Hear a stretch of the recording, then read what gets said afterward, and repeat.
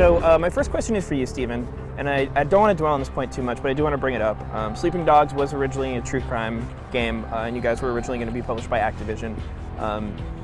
So what was kind of the process like? Like once you guys kind of got canceled by Activision, what was the process like on your end of what happened with the game, and then when it got picked up by Square, what were some of the changes that occurred due to that? Well, you know, for us, we always believed in the game. You know, the fact that it got cancelled, you know, it's obviously it's difficult to deal with, but at the end of the day, you know, we had a studio and we had a lot of people like externally that, you know, really believed in what we were doing. So, you know, when Lee and Square came along and, you know, they liked what they saw and we really liked what they had to say, you know, there was an immediate partnership there which we thought, okay, you know, we can actually make this thing and make it great. I think, you know, specifically for me, like looking to a publishing partner that had, you know, the open world experience, and they just put Just Cause 2 out, the main mechanic in the game, you know, being melee combat and so on, and they just released Batman Arkham Asylum.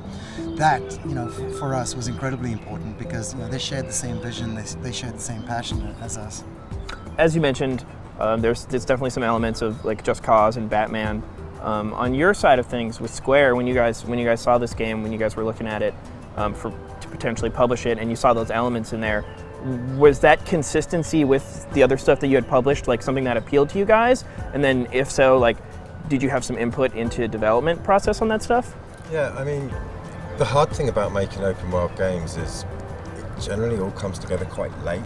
So you get this period of whether you want to call it uncertainty or something, I don't know the best language to describe it, but you know, there's lots of money going into a game and kind of not a lot to see. You can't really kind of feel everything all meshed together until quite late in the development compared to a regular game. So we've got a lot of experience with that, so we understand what that looks like, and it doesn't scare us, I guess, right? We kind of know what to expect and when. And you know, when we first got in touch with the guys at UFG, one of the most important things to me is that, you know, there's so many kind of first-class people in that studio. They've got a disproportional amount of really senior guys that have been there and done it before. I mean, we speak to tons of developers, and you know, everyone tells you, oh, we want to make a 90% Metacritic game, blah, blah, blah, and it's like, there's actually not very many people that have done that.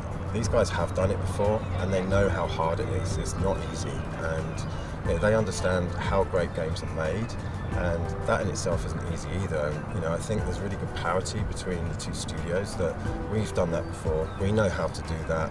You know, those guys have got all the right ingredients for the special secret sauce to sprinkle all over the top of it to make it a super fun experience, and it's just a really great partnership.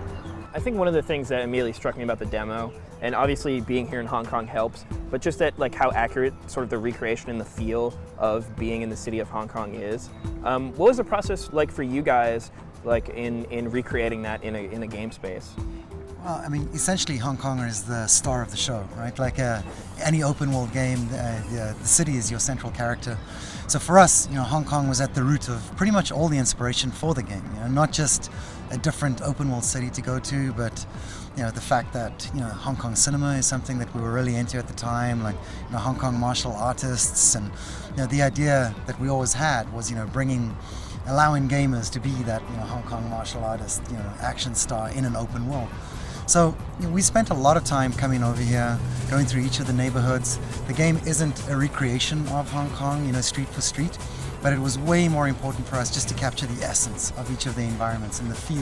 You know, and that's what you feel when you're here, right? Like you can actually smell it and touch it. And so we took, you know, thousands and thousands of photographs, you know, like tons of hours of video reference.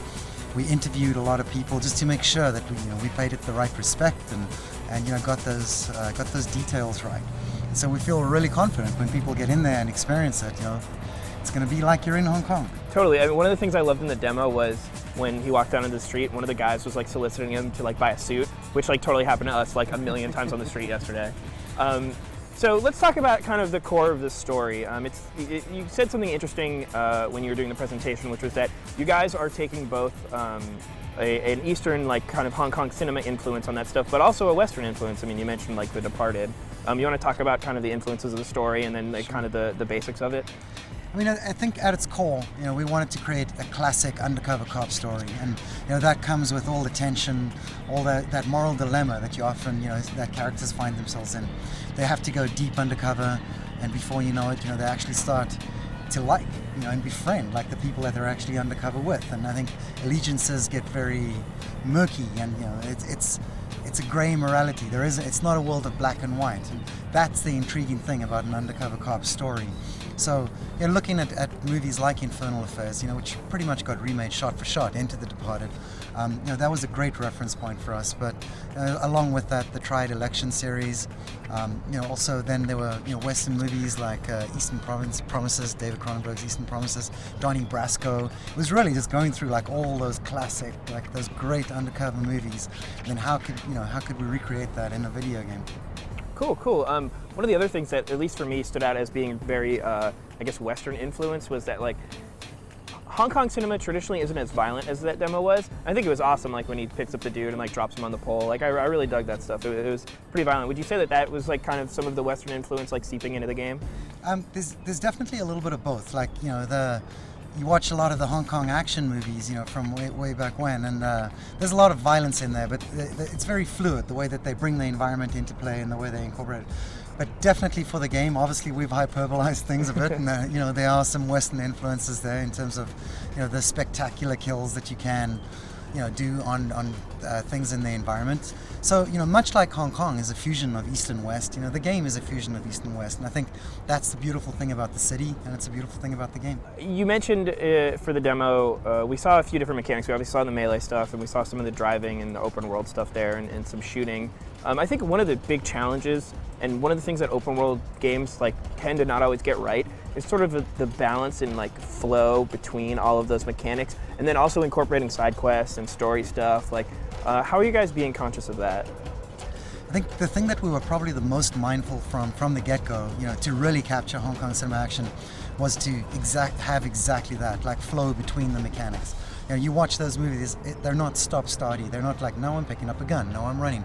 So our mantra, you know, right from the beginning of development was no modes. You should be able to do anything, you know, that you can do in the game seamlessly and use anything. So it's not like specific moves are set up for specific missions. I can do that anywhere out in the open world. So, you know, with that in mind, it's challenging, but you know, that's where we've invested so much of our time and our effort, just in making sure that action, you know, is seamless and moves through. Just to carry on from what Stephen was saying there, I mean, you saw it in the demo yourself. You can be, you know, running along in an open world game, vault over, you know, like a table or an object or something, and there can be a bad guy on the other side. Literally smash the guy, hit the guy, catch his gun, and then carry on running and start shooting. I mean, it really is seamless action like that. Jumping back to your question on release date, it's going to be the second half of 2012. We haven't pinned down the exact date, but definitely later this year. Cool, awesome. Thanks for talking to us, guys. Seriously, we appreciate it. Very Awesome. well. Great. Nice to meet you. Thanks. Cheers.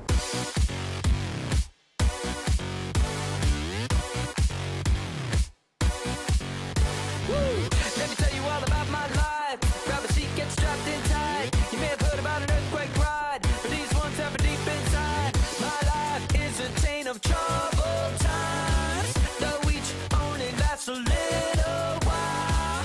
And then when the next one comes,